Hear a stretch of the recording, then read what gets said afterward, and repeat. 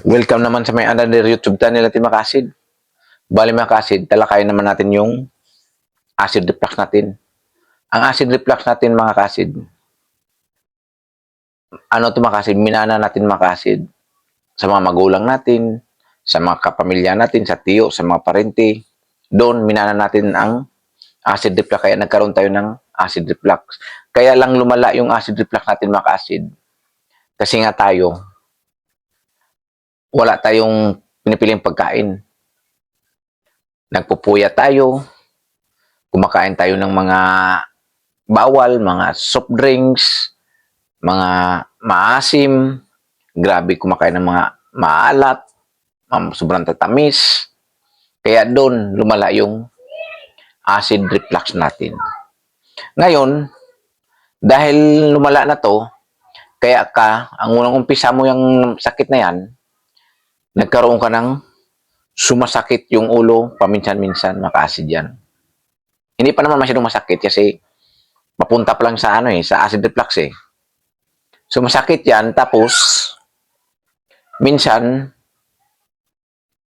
yung mag-ano kayo mga kasid, yung maglakad lang kayo, tapos paglakad nyo, may lumalabas na mga, dito may laway na para masuka na mapait.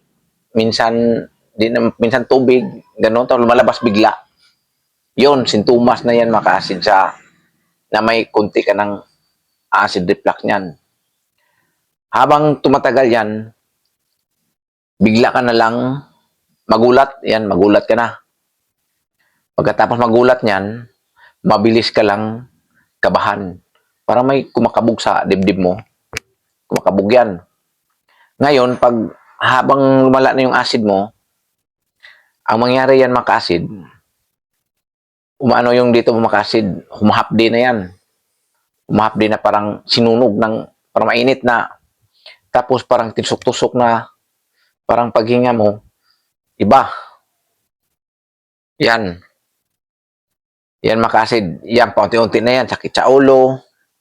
Tapos, dito, humahapdi dito. Tapos may lumalabas dito na mapait, minsan maasim, tapos minsan dumidighay ka, panaydighay. Ngayon, pag maramdaman mo na yan paunti-unti, ang tirahin na naman yan makasid, ito naman yung buong sakit-sakit ng buong katawan mo, makasid.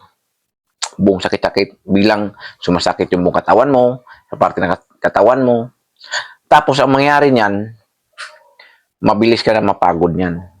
Mabilis ka nang hingalin. Hanggang may maramdaman ka na sa katawan mo na nga kakaiba na siya. Parang di mo alam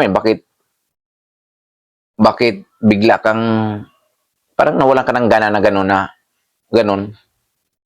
Tapos pag lalong lumala yan mga ka-acid, yung acid reflux mo, sumasakit na bigla yung ulo mo dyan na mabigat na hindi na mawala-wala. Andyan na palagi yan. Tapos, pagkatapos niyan, maano na yan, bigla ka na lang mahilo. Yung pangtingin, yun, mahilo ka na yan. Unti-unti na yan. Pagkatapos mong mahilo niyan, yun, kunting galaw mo lang, kahit sa trabaho, bigla kang magulat na para kang matatakot. Yun na yun, palala na yun. Hanggang pag kumakain ka na niyan, maramdaman mo sa tiyan mo na mabilis ka magutom.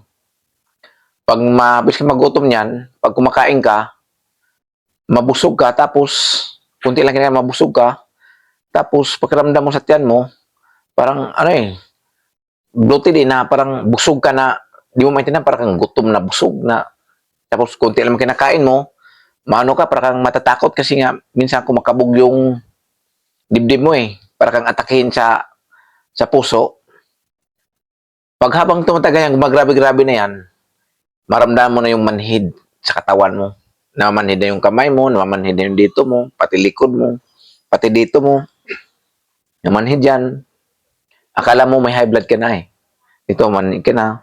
Tapos dito, umiingay na yung tainga mo. Tapos, yun, palagi na lang maramdaman mo na pagod ka na yung katawan mo,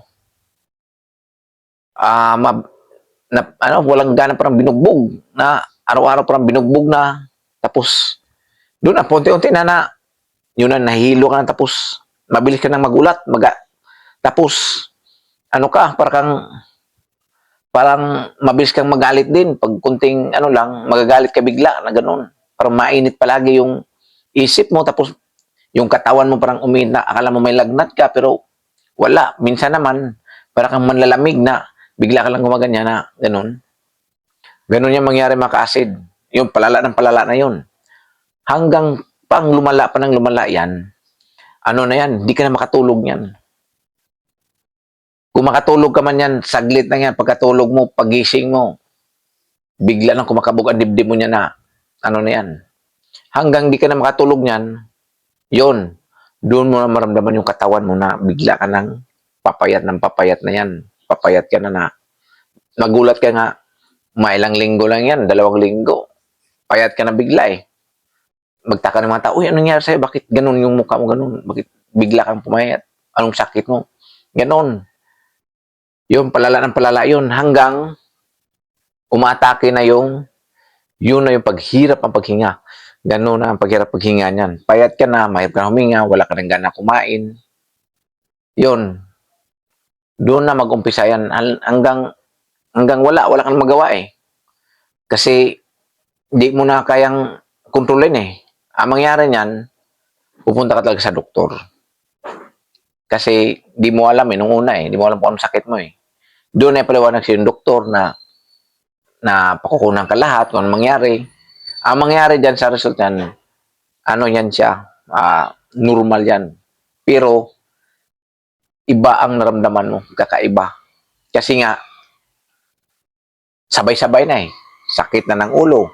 Yung mata mo, para kang inaantok na walang gana. Tapos, yung paghinga mo, iba na yung paghinga mo, parang pinipigilan.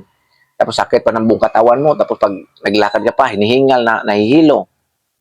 Tapos, habang tumatagal pa yan, yung balat mo, minsan, ano yan, may mapula-pula, mabilis ka na, ano, pula-pula, tapos yung pawis mo na, parang mabaho. Tapos, ako dati na ganun ko eh, yung dito ko yung skin ko, na ano eh, parang nagilo eh, pati yung dito ko nagilo eh. Kaya noon, doon na, para ka ng, ano yan, para ka ng balat buto na yan yung mamukha mo, para ng grabe na yung payat. Ganun ang mangyari pag nagkaroon ka ng acid reflux yan, pag gano'n na. Pag gano'n na yan, pag may nangyari sa'yo ng gano'n, yan na yan. Sintomas na yan na nagkaroon ka ng matinding acid reflux na kasama na yung anxiety niya na iba't iba na makikita mo na hindi naman totoo. May makita ka na mga kulor-kulor, tapos may gano'n na. Tapos, minsan, tulala ka palagi, wala kang, tapos mag-ano ka nga, may kausap ka lang, tapos biglang nag-usap kayo, tapos,